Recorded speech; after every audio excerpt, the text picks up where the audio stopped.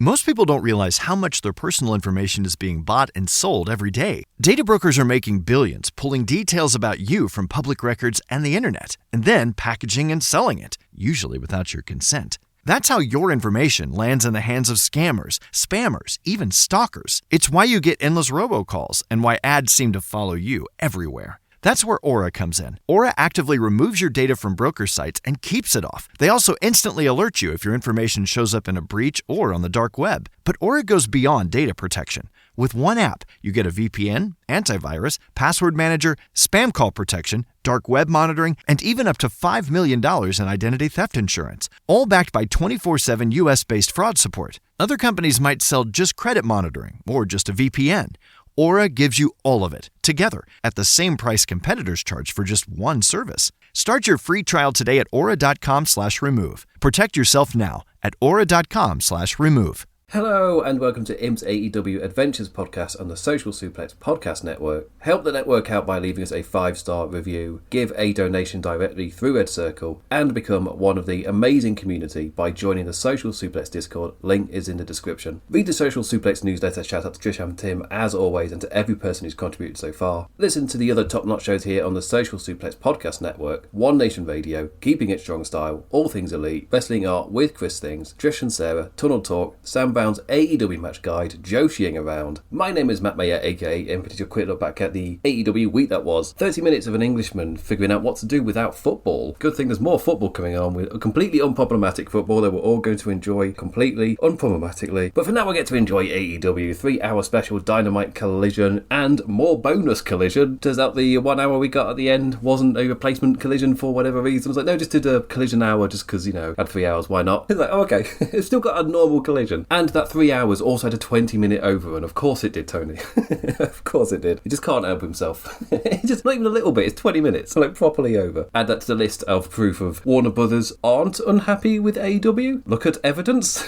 Because of course they're not. But it was a 5 hours of AEW television dealing with the aftermath of Double or Nothing. The buzz around Double or Nothing seems to have just got bigger and bigger over the course of the week, cementing itself in this moment as one of AEW's best pay-per-views ever. The discussion of, was it the best? I think because I was watching AEW from the start, there's a few shows in those first few years which are going to be really difficult because of, I don't know, rose-tinted nostalgia reasons. Like, it's going to be very difficult to topple that. Like, the excitement of doing a first Wembley show ever, but especially the All-Out with CM Punk, Darby Allin. I forget some of the other matches, but the point was that's where we got Ruby Soho debuting, and we got the incredible ending of the double whammy of Adam Cole, then Bryan Danielson, and then that lit up AEW's first proper on-fire era where everything was hitting every single week. So, like, this run they're on currently, this isn't the first time they've had a run like this. It's kind of what the Restore the Feeling was trying to force a little bit too much. Because after that All Out, there was just an absolutely incredible run for such a long stretch of time, all the way to the Hangman CM Punk point. But that's partly why that All Out is going to be so difficult to dislodge in my head as like one the best night of AEW pay-per-view ever. Because in that moment, that was such a huge show, and it's a catalyst for them having such a great run. Whilst the run we're currently on is that strong stride they hit right before going into All In. Because they've been good for a while before All In, but that's when all the pieces start to work, and most importantly, the whole Death Rider angle finally started to click, the characters started to click. By the time we got to All In, suddenly everything had fit into place, and they've been on a great run pretty much ever since. It's why we hold like certain things to a certain bar. Like, we see how great they can be, and that's when you see some of the booking for the women's division. Like, you see how TJ's been built up for their tag team match, and you're like, oh, it's just the most lazy standard shit. Normally that's how you build up, just a very quick, we got to do this in rapid fire type of thing. Like, no, they're trying to actually build up to an actual match.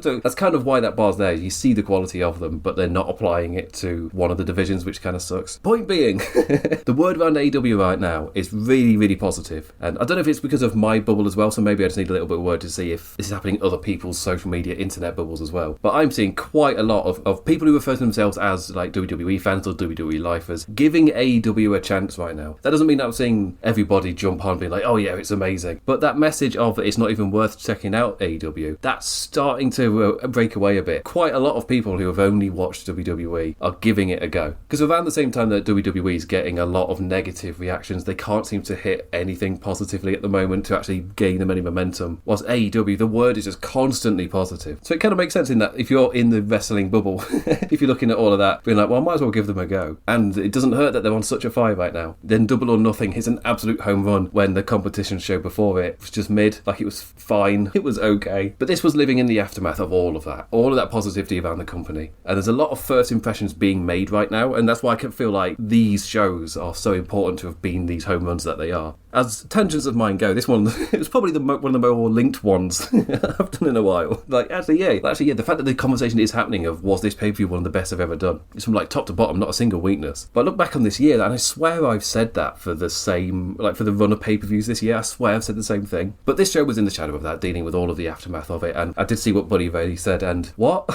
There's only one way you could say that: you're a grifter. You either weren't properly watching, or you're grifting.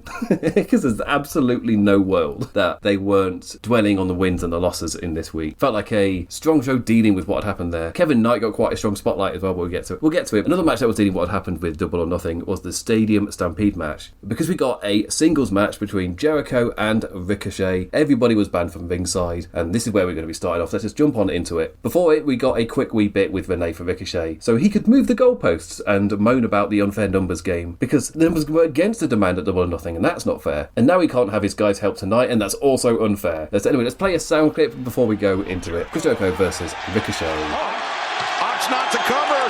I think we all know what he wants to do here. Instead, Lion Salt from Jericho. 1, 2, 3. Ah, yes. The flags have been waving for quite a while. The alarm bells have been going. The Chris Jericho feud pattern's happening again. We've had some time away. Part of me thought maybe they could just be hitting on these tropes just because if this is a mini nostalgia run of sorts, then you are going to be playing off the rhythms that we expect to toy with us. No, they're just doing the rhythms again. It's the same thing again. Chris Jericho loses first match. For some reason is able to then get second match and then it bubbles up into a multi-band thing and keeps on. That's why he needs a faction and it just keeps on going. Almost in spite of wins or losses, the very next week they're able to amp each other up into having another match, and it goes on for months. Far too long. In it as well, the Hurt Syndicate return and they're just feuding with the Gates of Agony, talking of feuds that will never end. Pattern following Chris Jericho feud. If you want me to switch from initial excitement into, here we go, levels of investment, this is exactly how you do it. So after winning the multi-man match, that I guess means that Jericho has earned his one-on-one match with everybody else banned from ringside. And the old Canadian man, he hit his dive to the outside. We got some announce desk fun times. Back from the break with a Death Valley driver onto the apron, just to show the lad was bloody going for it. He was going for this more than he was in the pay-per-view return previously. Not talking about the chaos at Stadium Stampede. And as I typed that, Ricochet did his dives before hitting a big old entranceway suplex on the old man. An awesome springboard Phoenix splash once Jericho beat the count. And now that's the better and improvised salt.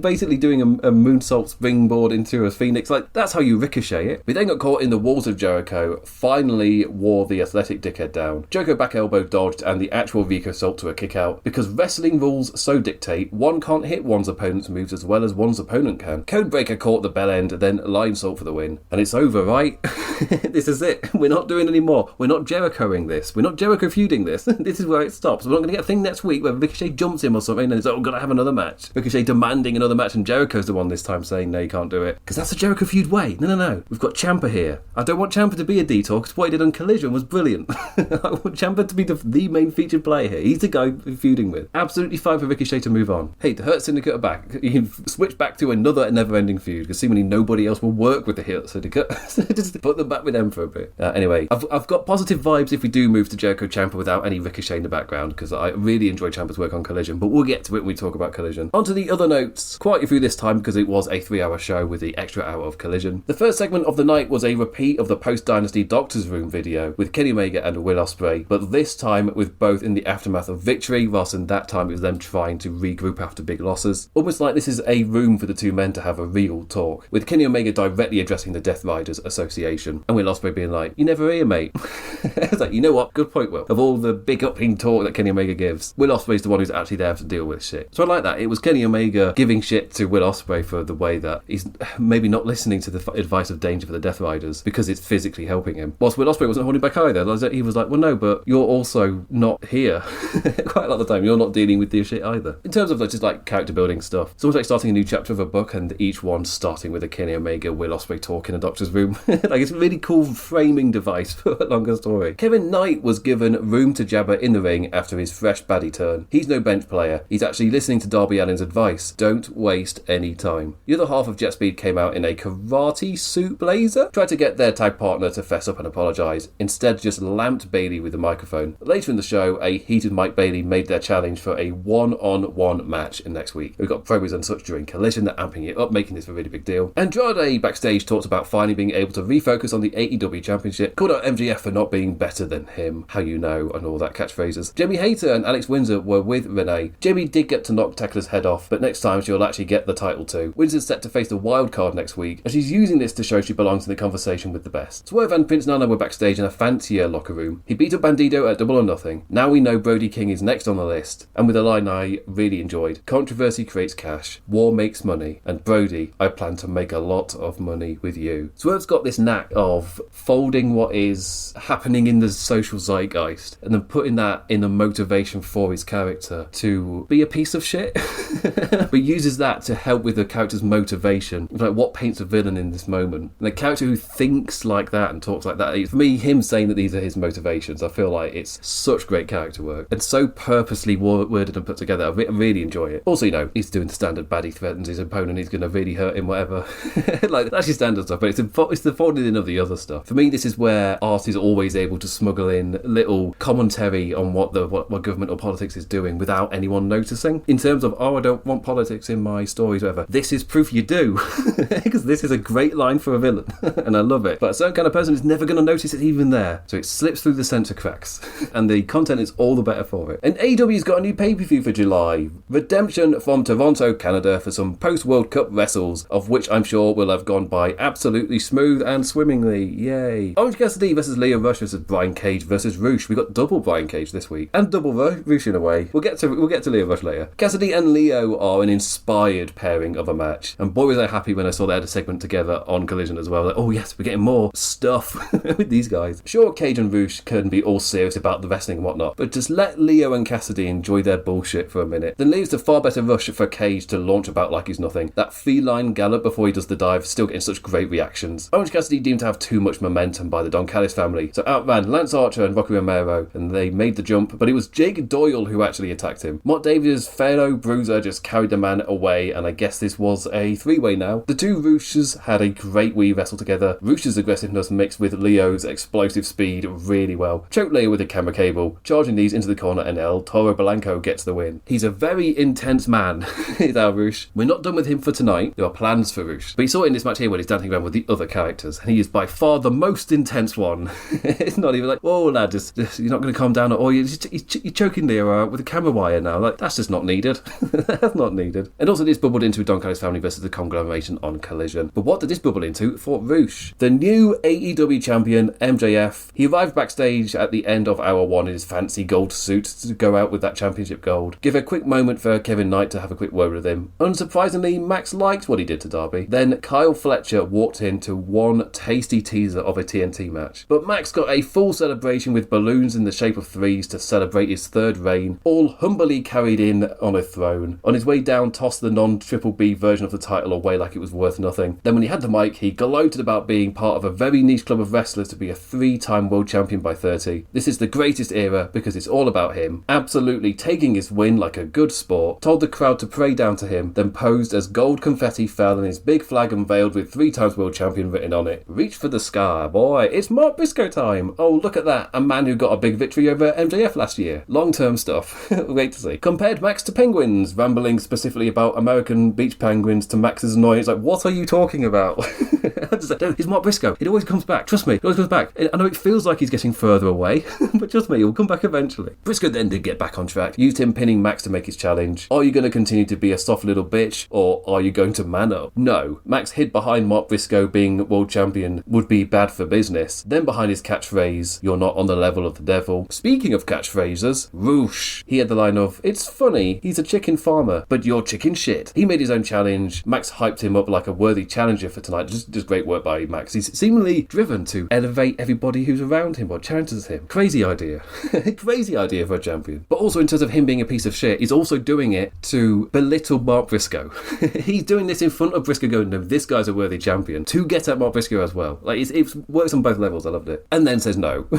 Also saying no to that one after all that work. Instead made the match for next week, and Max has learned his lessons. No snap on the night matches this time. None of that shit. None of that no time to prepare. Every time he's in the ring, he's prepared for it this time. I like that. Again, characters actively learning from their past matches and the all-influencing stuff. Some of the things I liked the most about the Okada title reign was every successive challenger had learned from the previous one, and Okada's sequences seemed to start to get countered. Like at the time, his setup for the Rainmaker was the spinning tombstone, but then people started either countering the tombstone or dodging the Rainmaker after it. Like that sequence started to become predictable and started to get countered. So he had to change it up. Sure, they weren't all great, the money clip, the submission lock, that didn't work. That didn't exactly get over. There's a reason you don't really see it in AEW, but that was part of his story. Like every single match then led into the next one, and there's a lot of that in AEW, but it feels like especially in the title scene, because they're paying a lot of attention, a lot of effort is going into this title scene. And when I talked at the beginning about the women, this is kind of what I mean. They can do the effort, they can do it. Here's the proof. Attention to detail is going into this title run all year.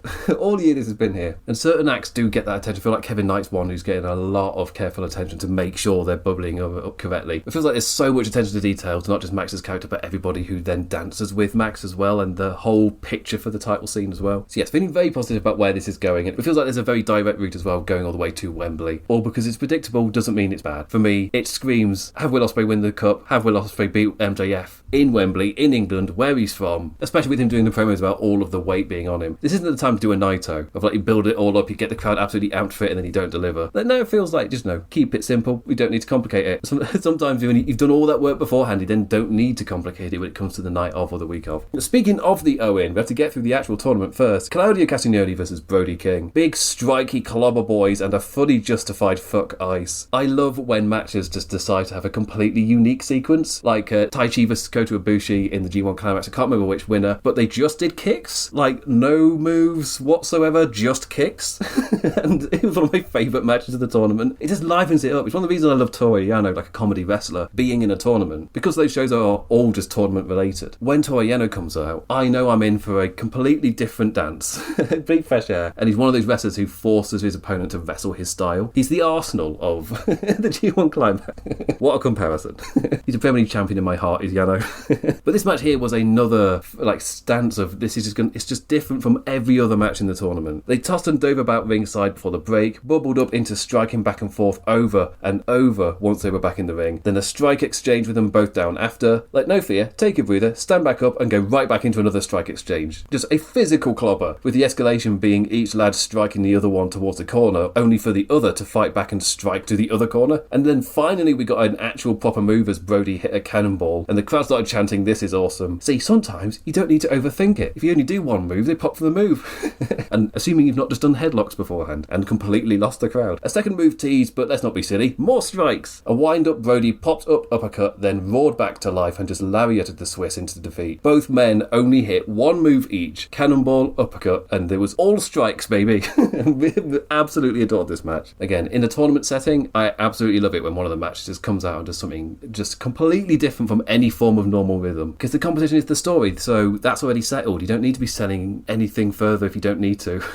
Like, we know the clear direction for Brody King, just have some fun with it. Speaking of fun, the new AEW Tag Team Champions, Cope and Christian. A wee celebration for the new old tag champions. Disposable cameras, fetched for the bit. Christian immediately like, I'm not doing that. Audience participation excited for the 5-second pose. A little flashback as we round back the clock and did an angle with flashes going off from all the ringside cameras. It still looks cooler. Like, all these years later, the random camera flashes going off just looks lovely. Then the dogs came out. The duo beat up the old Canadian men. Both a safe first match and a decent test for the newer tag team in the division. Connor's jumping double stomp onto the stairs with Christian's bandaged wrist trapped underneath by Finlay. Spear to Copeland, and Irish-American David ordered the ringside photographer to get some good photos of them, and Clark initiated their own 5-second pose. On Collision, they basically did it as, this is our gimmick now, and they were going to do their own poses, and then their opponents start doing the poses on them, so it's like their opponents are now stealing their thing. It's like, yes, 100% does that have the dogs just take that now. But the vibe I like about it is, I don't think the dogs would ever get away with doing a pose, because every single pose that they tease is not going to be fit for television. like Clark Connors has already had him humping a title belt on a sofa edited out of a show. They've already been deemed not fit for television. So I guess if you give them a pose to do each time, or you dance with fire. TJ versus Jobbers, Ali Catch and Ava Everett. Showcase time for the return tag lasses, and a jobber return for Ali Catch. Jobber Ava the one to take their finisher. In a wee reminder of how cool it is before greater things. Widows peak into a stiff knee, and that was the end of that. Later in the show, Lexi Nair was looking for TJ, came across the tall women tag champions instead, then found Anna and Tay on the ground, beaten up. Guess we're shifting swiftly into this tag team championship feud in relatively standard fare. I vagged on it a little bit at the start, but as soon as I saw champions have done an off-camera beatdown of a team, I was like, oh, well, I guess at least it wasn't a surprise attack during an interview. But it's in that realm. It's still not great. But that was our very standard setup for TJ to beat their next challengers for the 5-minute challenge, which was on Collision. So I'll finish my rant when we get to Collision. And the Dynamite main event, Jungle Bus Jack Perry versus eye patch Mark Davies. The bear of an Australian looked even more menacing with that eye patch on. Also crazy that their bus crash spot at Double or Nothing was done live. Like, just fully expected a stunt like that to be pre-recorded, but somebody did upload a video of them sat in their seat, then they turned around and there was the bus being driven. Like, I just assumed that would not be done live, just in case you are doing a car crash stunt. Davies may be a little bit angry at the attempted murder and jumped before the bell, before getting his eye patch stolen. Turns out Perry is both a thief and an attempted murderer. No fear, babyface fire as he dove outside and Jack's back in everybody's happy clappy graces. Bright yellow trousers were not going to save the Jungle Man in this one though, with Davies teasing all sorts of pain on the apron. Perry got his bright spots in dodging, varnering, moonsaulting, but didn't score that 3. But yeah boy, a Davies suplex on the apron literally suplexed Jack's boots off. Just yes. If that was planned, amazing. If it wasn't planned, it then really lent into the second half of the match and they adapted really well. Back from break and Perry was out of it, sat in the corner barefoot with commentary exclaiming, "He really is a jungle guy." Sliced bread not enough ignited a lovely flash and such a lovely crowd amping as Perry lifted the Aussie up, all big and strong for a pile driver. One hell of a lariat from Big Dunk, stiff with a thumb. A DDT off the top worked well for Perry this time, but he got fended off this second and bloody hell. A twisting pile driver from Brett's rope, 1, 2, 3. Mark Davies got a semi-final next week against Ospreay. What a finish that was. And I feel like that's 2 for 2 for Jack Perry. Really strong TV matches. When obviously he was also wrestling Mark Davies. That doesn't hurt either. But these two, they've had 2 really strong singles matches now. And I love the finish for this one. It just felt devastating after everything that Perry had been through. His boot suplexed off him, but then he didn't give up. He kept on going, only for a twisting pile driver. Like, it looked brutal and amazing. After the match, we transitioned into the Collision Hour with a Don Callis family segment. Callis ragged on Ospreay a little before throwing Takeshita's name under the bus as never being the chosen or worthy. Cal Fletcher, out in a brown suit and pink tie to make his telly return. He's back this soon because he's a genetic anomaly. He's 100% cleared, but there was something that pushed him to get healthy in this record time. He wanted to be the one to cut the Konosuke dead weight out of the family, which called Konosuke out with his new international championship and the Conglomeration. Interesting friend, Take. No messing about, straight up called Fletcher out for a match. Like, we're not wasting any time here. We have also teased Kyle Fletcher possibly having a little ticker with Kevin Knight, but, he can give us both. He can have Fletcher fail in one and then go for the other. I'm absolutely down for both of those matches. And in watching Collision as well, Takeshita did feel like a big deal. Like, his crowning moment at Double or Nothing feels like it did work. He felt like a star coming out on Collision. And he's kind of got a faction behind him. Like, I don't know how official you get to be in the Conglomeration. Like, is he suddenly their top champion guy because they don't really have someone like that in their team? How official is Orange Cassidy giving you a backpack? Don't know.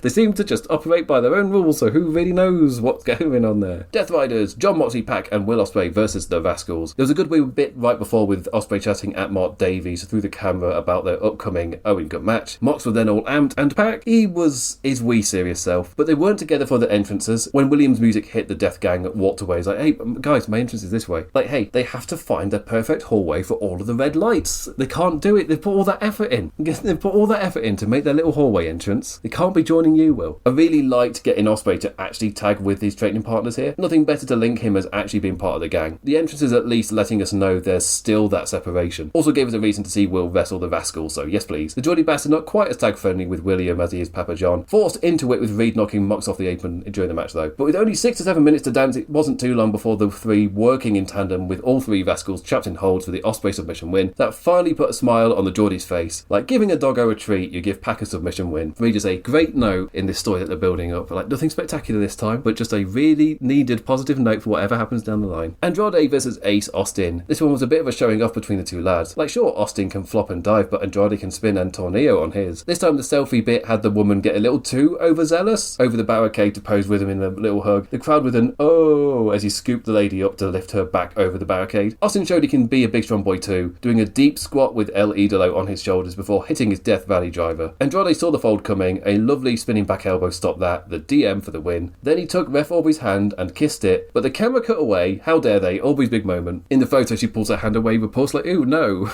but here they cut away before anything happened. Then the main event, lights out, Philly street fight, Chris Statlander versus Hikaru Shida, and we already know that Stat knows her her way around having a great lady violence match. Your standard bubbling ringside brawlings, but then they ended up behind the Trons, suplexing onto chairs. The ad break brought some unique fun for the picture-in-picture. Shida on a bike ran over Chris's arm, what she'd be working on, then swung the thing at Stat, and a pop for me and Murray as Excalibur calls, wielded that bike like Kiryu from the Yakuza series. Yeah, she did. She was in beast mode and she swung it, which is very specific to Yakuza 0 and I think Yakuza 0 only. I don't know if any of the other ones do the separate modes that game did. I've not played 5. It wasn't an advertised plug, but Shida just likes the games. She just likes those games. Back on air with a big old suplex out the corner onto a collection of chairs. Falcon Arrow from Shida and Stat just stood up like a boss after a kick out at 2. Fun time set with one setting a table on one side of the ring as the other lass set up a row of chairs on the other. Who sets it gets it rules as Shida Death Valley drivered Hikaru onto them. Lights out violence finally arrived via light tubes, and Shida didn't hold back at all with her swing, smashed hard across Statlander's back with an awesome sound. Stat kicked out but may have not been wise. Lines of blood and Shida just got to whip him with her kendo stick. Chris's table was then gotten back to. A lovely spot as Stat snapped Shida's kendo stick in half and then stabbed the woman's head with the spiky end. Stat and a Night Fever off the apron through the table, and a certainly odd run out timing wise, like Shida's dead now. She's already dead. That's when Harley Cameron came out to give her friend a different stick to hit with. 1, 2, 3, cheers for all. The timing felt so weird that I was like, is she out here for a baddie turn that we weren't expecting? Like, why'd she come out now? No, she just wanted Chris to finish the match by hitting her with that stick. Okay. Okay, cool, yeah. A very oddly timed one out. But yes, Chris Statlander just knows her way around these matches. They're always great fun, they're always great violence. It's going to always be difficult to top her match with Willow, because that match was my everything. I love that match so much. Well, this was it was a really good match, really good Danny match. Worthy main event, and hopefully this bubbles up into something still strong character continuity-wise, because I've really enjoyed what I've been bubbling with Shida. It would be nice if this wasn't the end of it, and this was just either phase 1 of something. Doesn't mean the characters have to be still doing an angle together, but hopefully there's still direction for Shida's character and for Chris's, because Chris felt pretty directionless after she lost her title last year, and Shida's come back with so much character. It was like, well, hopefully it's more than just this feud. I mean, that was Dynamite. 20-minute overrun, because of course it did, Tony. But I really enjoyed it, really good time. The overrun doesn't mean as much to me given no English watching it the next day, so I get to wind through a lot of stuff. Like, it's not as big a deal for me. I just find it interesting that he did it. Really, 3 hours and that still wasn't enough. But yeah, I thought it was a decent follow-up to Double or Nothing. You didn't have everybody come out, so you don't have Darby Allin come out hurt or whatever, because he's hurt. Like, you said it that way by him not being there. Really liked MJF's gloating, Kevin Knight explaining his baddie turn. Felt like it set things up really well. Just really efficient in immediately going into Mike Bailey, immediately teasing other TNT champions like Fletcher. It felt like a show that did have the aftermath of the stuff that had happened, but was also very concerned with setting up what's coming up without being it directly for the next pay-per-view, because the next pay-per-view is Forbidden Door. It wasn't like we turned on Dynamite and immediately, oh, here's all the foreigners. Here's all the different people that you don't see on a TV every week. We've seen a little bit of a dribble of it in the women because of the Owen Cup having both Hazuki and Persephone in it, and they're having a match next week on Collision. And we've got a wild card match next week with Alex Windsor. So there's potential stuff for Forbidden Door, but this wasn't a show that immediately went, okay, it's now on to the next pay-per-view. No, it was mostly about the aftermath of what had happened. The main event is a direct consequence of the women's four-way. MJF's gloating, Kevin Knight as well, all the stuff with Ospreay and the Death Riders. Yeah, super positive right now. Anyway, let's jump on over to Huntsville, Alabama for Collision, and it was a blast. But if Dynamite has the pressure of incredible wrestling and heated storylines, wear the best wrestle slogan, then Collision is allowed to be straight up fun at times. We can get a little silly, a little freaky, save the wrestling sicko for the main event, because first off we had the Conglomeration versus Don Callis family, Orange Cassidy, Roderick Strong and Kyle O'Reilly versus RPG Vice and Lance Archer. So let's play a little clip from that one and then we'll jump over and talk about Collision. Most people don't realize how much their personal information is being bought and sold every day. Data brokers are making billions, pulling details about you from public records and the internet, and then packaging and selling it, usually without your consent.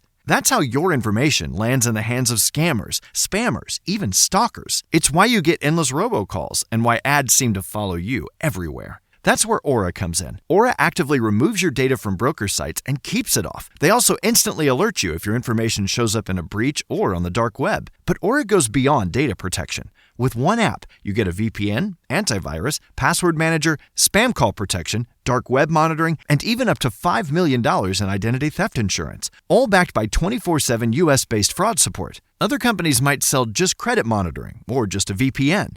Aura gives you all of it, together, at the same price competitors charge for just one service. Start your free trial today at aura.com/remove. Protect yourself now at aura.com/remove. Steps on top of one man. 1, 2, 3. Still the champs, the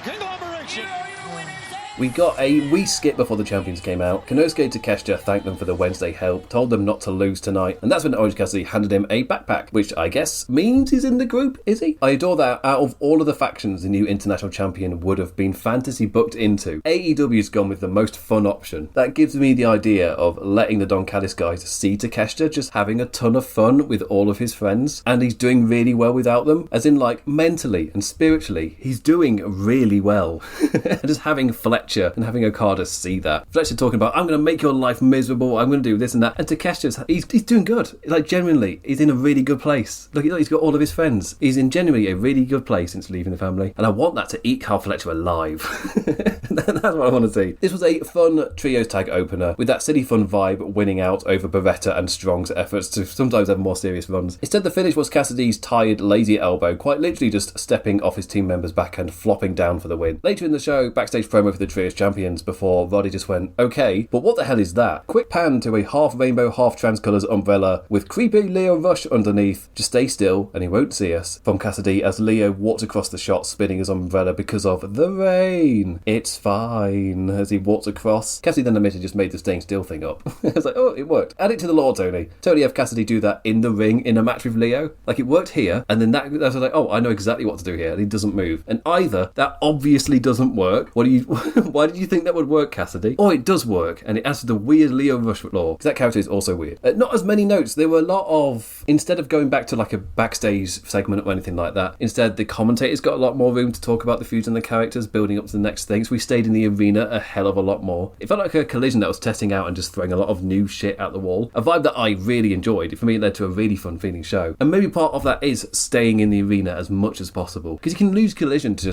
test stuff out. It feels like a show which has got slightly less viewership, as I said, slightly less pressure. So if you want to test the format out a little bit, like, this is the show to do it on. On to the other notes, we had a heartful delivery by Tony Schiavone following Kevin Condrey's passing. Dedicated time with plenty of videos and photos talking about the Midnight Express and how much both he and the team meant to professional wrestling. Yet again, another tribute where you could really feel the heart and care behind it. AEW are developing a really good track record for this. It doesn't feel corporate in the slightest. It feels so genuine every time. And another great Tekla promo, bantered on the other women before turning to Sky Blue as the only person she's actually scared of. Amped up. It's like, what are you going to do about it? And then chuckled and hugged, making it clear that that's not an avenue any of their opponents can try and wedge. Or is it? And that was all a show.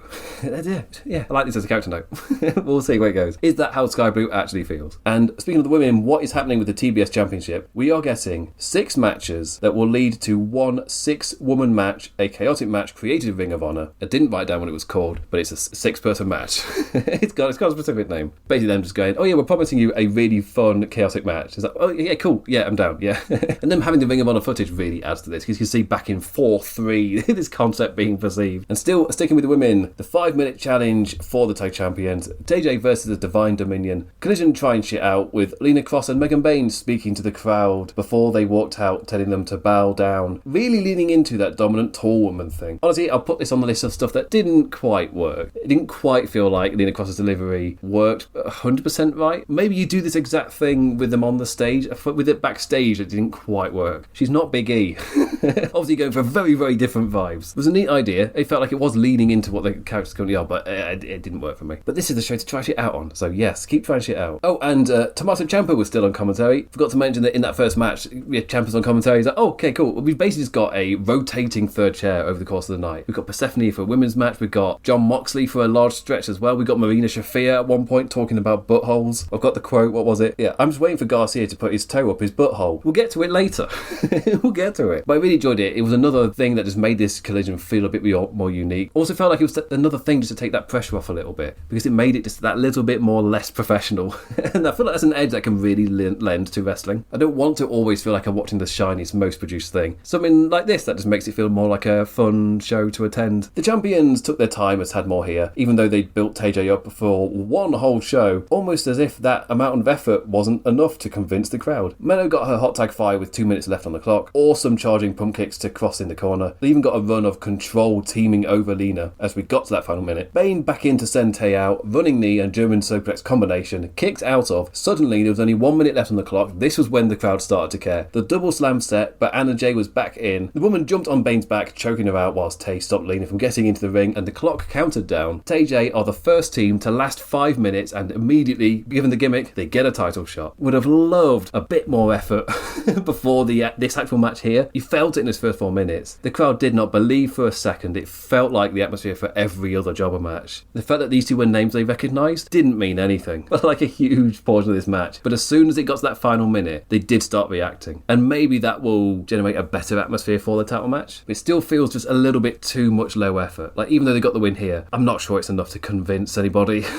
So it could shake up the division to surprise us with them actually winning, but then it would feel a bit unearned. I feel like you got the crowd behind them enough to do the title switch. And yeah, maybe it's because they're not, but you would appreciate the effort to at least try and convince me. Right, on to Tommaso Ciampa, a segment that really set the tone for the night for me. Collision was doing a ton of stupid fun shit, and it was a blast. In the ring, he hoped Jericho was going to show up, but the man's not even there at all. And people want to know the reason why he hates Chris Jericho. Well, I don't just have one reason why I hate Chris Jericho. No. Chris, I have 1,004 reasons why I hate Chris Jericho. Down comes a massive list. Just a parchment of notes. It's like, yes. Oh my god, yes. See? Silly fun. Just fully recreated Jericho's list of moves from WCW 30 years ago. And all of them had Ciampa in the right. The best villains are correct. Number 1 immediately got a pop. Not just from me, from the crowd as well. Fozzy sucks.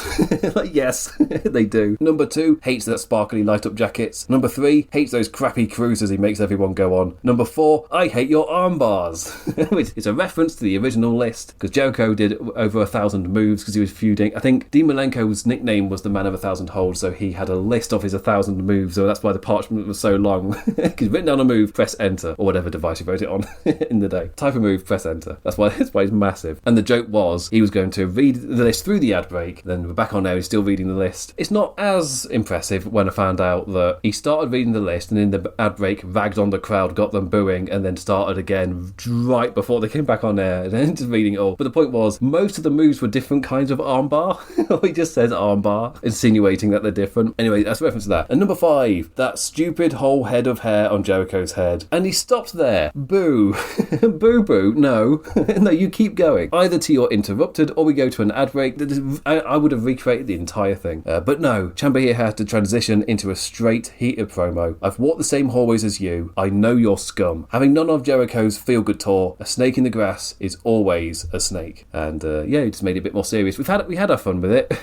I thought it was it's such a great segment. It's so silly and fun. And the fact that, sure, number 4 was a joke, and number 5 was more just ragging on the bold thing, but the first 3, every one of them were like, yes, yes, yes. The fact that the crowd were totally with him when he said Fozzy sucks, that was just such a great one to start with. And then on to another bit I enjoyed, Hazuki versus Maya World, with Persephone on commentary. Honestly, didn't add too much, kind of repeated the same stuff with me watching the feed, which might have had the ad break stuff in it. There's a chance that I heard her say the same line twice because maybe one of them wasn't on air. She did keep going on about having a head injury, so maybe that led to it as well. But she was there scouting the Stardom lady ahead of their Owen tournament bout, hopeful for the sight of that Stardom logo up on screen as Hazuki made her entrance. Hoping that means something for the Forbidden Door pay-per-view. A showcase for Hazuki ahead of that match, but Maya World looks so good too. Her whisper into a sunset flip powerbomb already looked great, but then the bridge over got such a reaction from the Alabamans. Dive through the ropes to stare at Persephone. Hazuki back in the ring for double knees, got caught, and another incredible looking bridge for Maya World, this time out of an overhead toss. Hell of a corner lung blower from Hazuki and a center bomb for the win. Persephone versus Hazuki on Collision next week, as we've got Alex Windsor versus the wild card on Dynamite. And by talk about somebody taking 100% of their opportunities, Maya World, again, they're like, obviously the way that she came in as well was like a sudden, oh, we need to replace, let's just call you people in, and just took such advantage of the opportunity. And again, here looks really impressive. I assume it's a bit more trackable if you're watching Ring of Honor a bit more regularly, but yeah, really impressive here. Speaking of impressive jobber people, Lee Moriarty versus jobber Tim Bosby. Bloody hell, that Tim Bosby is a big lad. His amateur wrestling gear and amping up didn't save him from Moriarty though. But Tony, get him into that AEW developing pipeline. Like, screams the kind of young man WWE would try and scoop up, but for his own good, don't let him.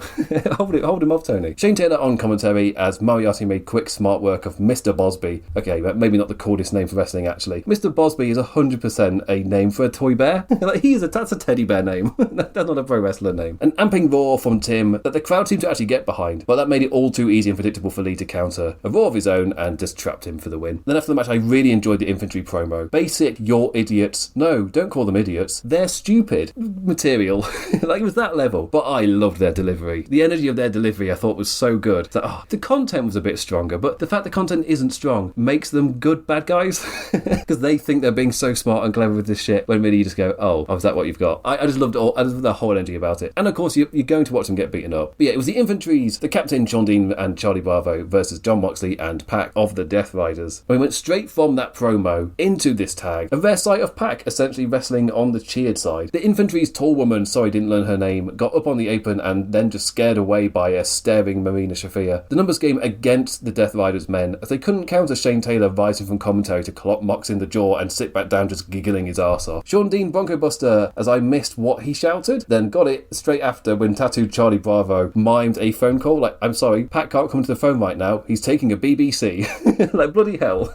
I guess he can get away with saying that when the old white folk in TV station charge don't know what it means. Mox Hotfire tag times quickly tossed out Bravo, a quick tussle with the Captain and a good old cheer when he got to DDT both at once. The Infantry game plan nearly got to come off, but Mox got his knees up to meet the top rope dive and we flew right into the Death Riders' Stardom faction style rapid corner charges. A good little laugh at the tall woman on the apron again, distracted the ref and accidentally let Marina Shafir also get in and join in on the charge into the corner. Paradigm shift and Papa John secured the win. So yeah, the more serious stuff with the Death Riders. Here again, they got to have fun. There was just a vibe throughout this entire collision. Like, even the more serious stuff was just going to have really fun segments in it. Like every good indie or house show could do. Like bringing a house show vibe to a TV show is like really difficult. I feel like Collision kind of straddles that line a bit better. The Dogs, David Finlay and Clark Connors versus The Guns, Austin and Colton Gunn. By the time this edit comes out, everyone will have made the Kirsty Noem joke. It's like, yes, I did laugh the first time I saw it. Yes, I did. But then everybody made that exact same joke. It is a funny joke. But by the time I posted this, I can't make it. I can't make the joke. Everybody's bloody seen the joke. As much as I was like, oh, I should reference that on the show. Then I saw it reposted by like 5 or 6 different people within 2 days, and there's been even more on this day, never mind the day after the edit. I've not been on the Discord for this, but, you know, call out whoever keeps making the joke or whoever's next to make it. I was like, no. You're not original now at this point. Everybody's made the same joke. Teased another flash photography pose, but the Bang Bang Gang had to make their cool camera pan in the dark entrance. Boo! 100% have Finlay and Connors give us their own poses all the time. Like, not sure Guns Down would have been a PG suitable for air, but have them keep teasing it whilst they're feuding with Cope and Christian. Especially if they're out injured, having them do the pose every week is just like a really nice reminder. A mild cheer when Austin and Colton got to do their own crotch chop pose after tossing the two outside. This was where we got Mox on commentary, the man having to be reminded of what a Polaroid was as Austin Gunn got one stuck to his forehead. Colton in the middle of the ring with the dogs either side, charged into each other, hot tag to Austin, turned right up and great high on his dive. Who knew he could spring that high? No 310 time for the returning brothers, instead quick roll-ups and eventually a shillelagh to Austin's face. Connor spear for the 3. And they were setting up a final message to Cope and Cage as Finlay set up the Unfittier, but Juice made the save. It needed a win for the dogs and then a needed continued program if the champions aren't going to be there to give us a wee little distraction and try and do it in a way where we're not really missing the champions being there. The Don Callis family, Brian Cage and Jake Doyle versus Jobbers, Tommy Mars and Jimmy Wild. Giovanni let us know this was a standby match because Lee Moriarty's match ended so quick. Again, I do quite like that vibe. It's difficult to make the crowd care about it, but that's why you have 2 bruisers like this just run about and then we're kind of done. And returning Jake Doyle as well. Nige got Mox laughing on commentary with his joke. Tommy Mars subbing in for Jimmy Wild's normal partner, Johnny Wet. Like, fucking hell, Nige. Just Mox on commentary just being like, stop. It just properly got him. A proper stupid joke. If anything, it made the match though. Just put me in such a good mood for the 2 lads just clobbering them. Don's 2 big boys got to toss about a couple of poor young chaps. Love Doyle's Black Hole Slam, Powerbomb for Doyle's win, Cage's Brainbuster into a tombstone thing in tandem just to show off, and a beefy roar as posing in their victory. And then I really enjoyed the transition into the main event. Almost like this was an excuse to have the Don Callis guys out there for when Takeshita made his entrance, security all ran out and held them against the barricade so they couldn't jump Takeshita. Made for such an amped up feeling vibe to him coming out, because Takeshita already felt like a star, but the fact that this is happening as well just really sold it. But the main event was for the AEW International Championship, Konosuke Takeshita versus Daniel Garcia. Garcia kind of becoming the reliable guy you call when you need a strong first title defense, which does also mean he's quickly becoming a guy who loses a lot of title matches, but hey, they are at least competitive main event matches, so not all bad. Mox was still on commentary, but we did get an unpredicted temporary switch out to Marina Shafir. Mox had gotten all amped up and wanted to be the one coaching Danny ringside, and that's where we got Marina Shafir's line, and she waited till they were on air, by the way. She started speaking, and then commentary goes silent, and obviously production just telling them, just counting you down till we're back on air. The first thing she says, I'm just waiting for Garcia to put his toe up his butthole. And I just immediately thought of Izzy Rowland on Game Changer proposing post-production graphics, and her husband Brennan goes, the lady said buttholes, Sam. Like, yeah. And then Marina Shafir kept saying it, like, no, this is the thing. He knows what he's got to do. Like, as soon as Garcia locked in a leg hold, come on, Daniel, in the butt. He knows what he's got to do. Like, Nigel's just like, you've got a kind of anal obsession, Marina. And when Mox got back on, they were just telling him, like, you know, you just put a crazy woman on the microphone, right? He's like, what did she do? He's like, and back into the action. I just love that entire moment. Like I was saying, even in the most serious matches, because what the action happening in the ring is totally serious. Takeshita and Danny Garcia, commentary's talking about buttholes. Like, it's just, there was just such a vibe about Collision this week. But back to the wrestling, a pile driver stuffed Takeshita, but the champion just amped up and rose for a stiff knee to Garcia. AEW, with Mox telling me the crowd was standing. They were, in fact, visibly not standing. I love wrestling. Again, Takeshita shook off Garcia's offense. Strike exchange to a great Alabama reaction. Amped into Takeshita's beautiful blue thunder bomb. Cue shock face when Garcia kicked out. This is awesome. Just in time for Konosuke's final amping. And yes, get in. Fully dramatic, arms in the air, pain cell of his knee giving out, stopping him during his charge. Love it. Just full dramatic. Up in the corner into lariating the death man down. But Danny transitioned with a lovely arm whip down off the top and then tangled him up with an inverse sharpshooter thing. Such a great run of closing sequences, with Takeshita trying to power out as Garcia constantly found ways to twist his way into another attempt at that knee. On the second try, the Raging Fire nailed and Takeshita retained. Post-match, Don Callis family beat down. Mox got up, but Shane Taylor Promotions cut the Death Rider save off. Of all people, Speedball's music hit as they made the save with a conglomeration behind them. Lee Moriarty in his own side story with Nigel McGuinness and a Nigel strike to Charlie Bravo, all taking part whilst over 10 men brawled in the ring. Like, hey, look at that. More than enough for Bailey to dive onto. The Goodies victorious, but an odd stare down with Wheeler Yuta actually on his former best friend's side of the save. He slowly backed out, like, oh, we teamed together temporarily for a second. And they're like, oh, let's just pretend that didn't, let's just hold back. Yeah, a chaotic end to a Collision that just had such a vibe about it. I really enjoyed my time with Collision. As I said, it felt like Ciampa had set the tone for what was going to be on this Collision, and then Marina Shafir just hit it home with the butthole stuff. Like, just ended on such a positive note for me. Yeah, the ending was like a chaotic multi-man beatdown. AEW does a lot of those, but it felt like the correct ending for the kind of show this was. Like, me saying that this show just had such a vibe about it in the way that it ends like that.